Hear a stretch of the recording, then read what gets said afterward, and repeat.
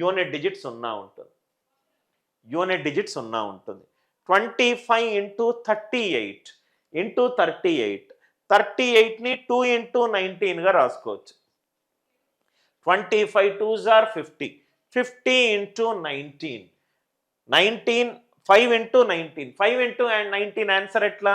19 అనేది బేసి సంఖ్య, దానికి ఒకటి తగ్గించండి 18, బై 2 ఎంత? 9, యూనిట్ డిజిట్ 5 ఉంటుంది. 10తో మనం ఏ నంబర్ 10 తోటి లబ్ధం చేసినా యూనిట్ డిజిట్ 0, యూనిట్ డిజిట్ 0. అందరికీ లాజిక్ అర్థమైంది కదా సార్? సపోజ్గా 25 into for example 22 right, or 122 చేద్దాం. అంటే ఇదేమవుతుంది? 25 ఇంటూ 2 ఇంటూ 61, అంటే ఇది 50 ఇంటూ 61, అంటే ఇది 5 ఇంటూ 61 ఇంటూ 10.